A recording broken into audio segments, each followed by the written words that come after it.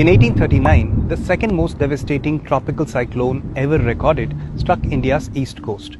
49-foot waves swallowed the coastal town of Coringa, then one of the busiest international seaports. Over 300,000 people died. It remains one of the worst natural disasters in recorded history. But from this tragedy rose a new phoenix, the city of Kakinada.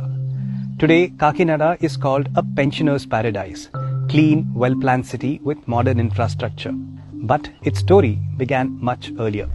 In 1734, the Dutch East India Company established a trading post here. They exported many goods, mainly textiles. The goods were shipped from Coringa, a natural harbour 20 kilometers south of Kakinada. Soon, Coringa became a major maritime hub. Naturally, the British eyed it too. And for a while, Coringa kept passing between the Dutch and the British. In 1789, a huge cyclone struck Coringa, leaving 20,000 dead. But the town somehow found the resilience to repair and rebuild. 50 years later, a second cyclone struck, more savage than ever before. Over 300,000 people were swept away, along with crops and livestock. Over 20,000 boats were destroyed.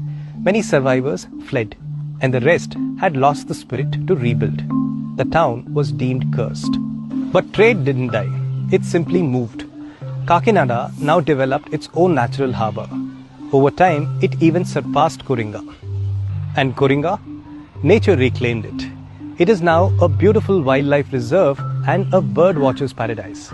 It is home to India's second largest mangrove forest, after the Sundarbans. The only relic of its past is an old lighthouse surrounded by dense greenery. Will a similar disaster strike Kakinada again? It is less likely. Over the last 200 years, sediment deposited by the Godavari and Coringa rivers created a natural buffer, a small island lined with mangroves.